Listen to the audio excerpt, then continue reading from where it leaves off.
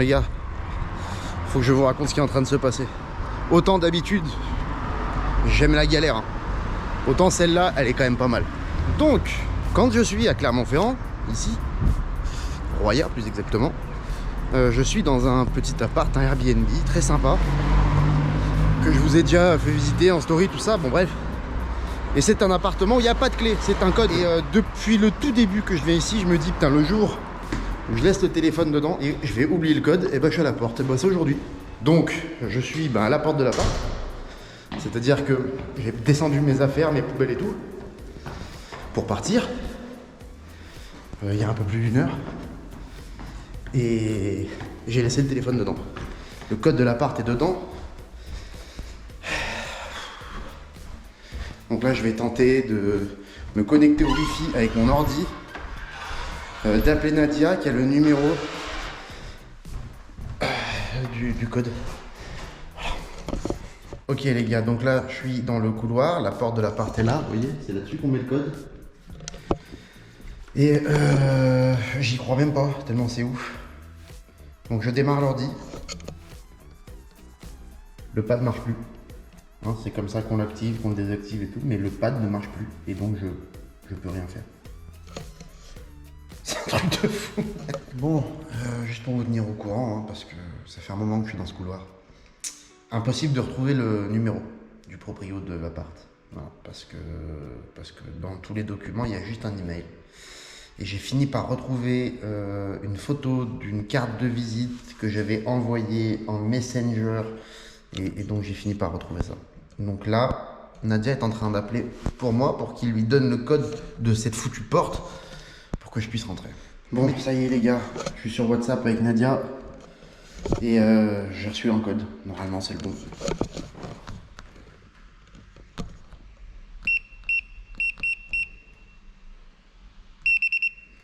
Ah.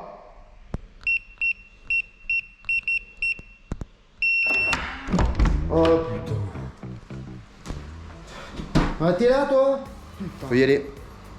Je suis en retard que de 2 ou 3 heures chez les copains de chez Shine. Mais c'est bien, ça les habitue. Ils sont nouveaux donc... Non c'est chiant quand même. Bon allez, go. Bon, après ces petites aventures, j'ai fait la route, on arrive chez MKProg 33. Alors juste un truc là, les Bordelais là.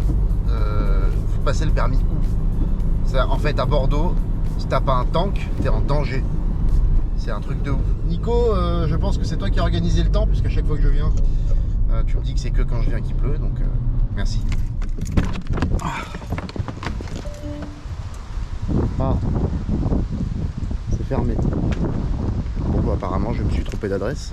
Par contre il y a là les C15 ici. Merde mais c'est vraiment fermé en plus. C'est où là? Bah devant ton garage. Ah bah j'arrive. Vas-y.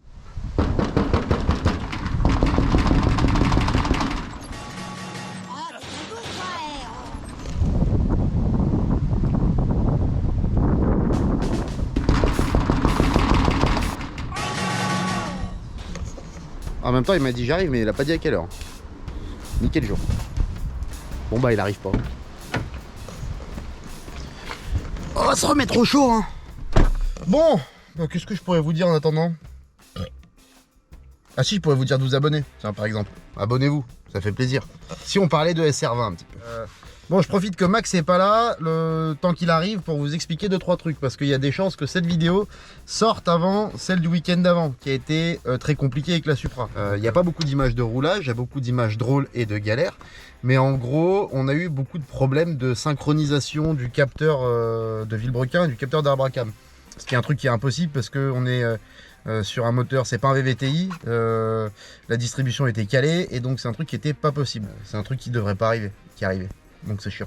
Autre chose, il y a eu aussi beaucoup de commentaires sous la vidéo de la PS13 de Domi. Déjà elle vous a beaucoup plu, je suis vraiment content parce que c'est un aspect du drift que j'adore, c'est la base de tout en fait.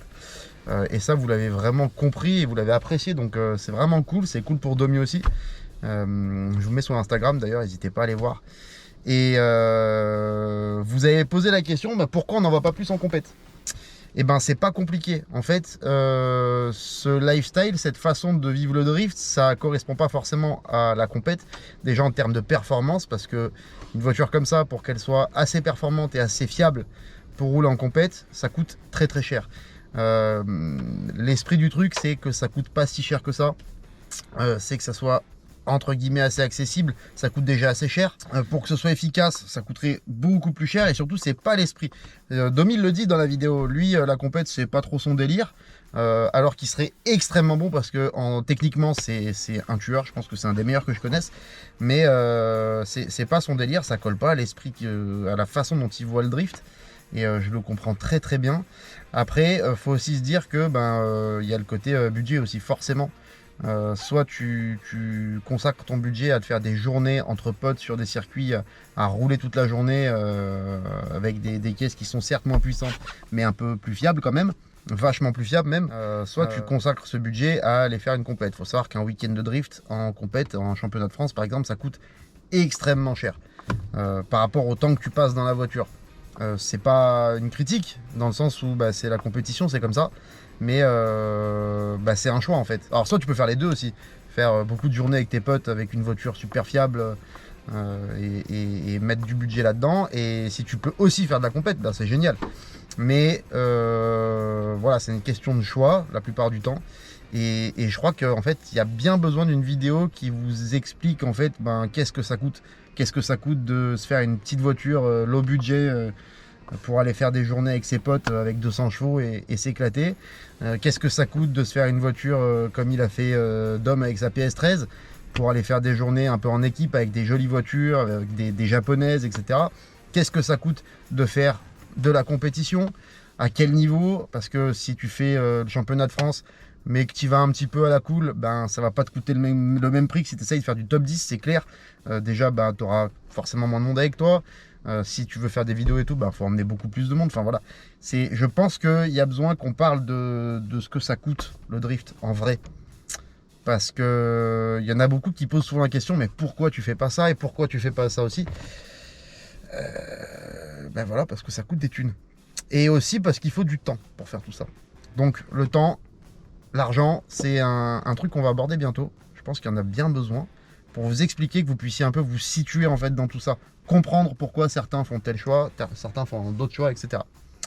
Maintenant Max, tu vas te bouger d'arriver parce que je me fais chier, du coup j'ai dit tout ce que j'avais à dire. Abonnez-vous, bon je l'ai déjà dit, voilà, ça fait plaisir. Voilà, la petite cloche pour recevoir les notifications, c'est important.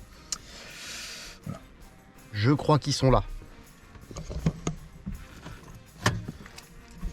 Il y a plein de gens que je connais pas qui sortent du pick-up.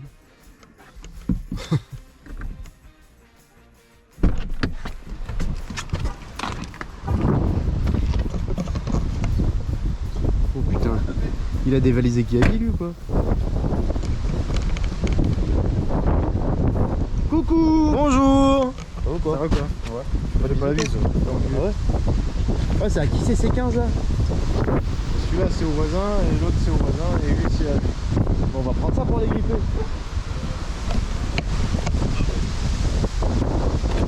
Bonjour. Bonjour. Ça va quoi? C'est ici les autos? Ça va, putain.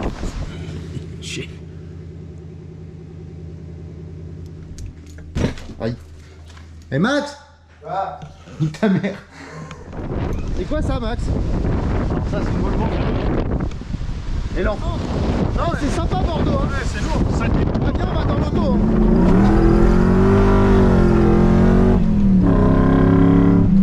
T'inquiète, la peur n'évite pas le danger. Voilà, exactement, et un camion en face. Tu veux que je filme de derrière, ça va être drôle. Ah oui, on va voir ça. Non mais attends, juste un truc. On nous dira dans les commentaires, mais on dirait pas le mec de la Casa des Papel sans déconner. Non, vas-y, ferme ta gueule.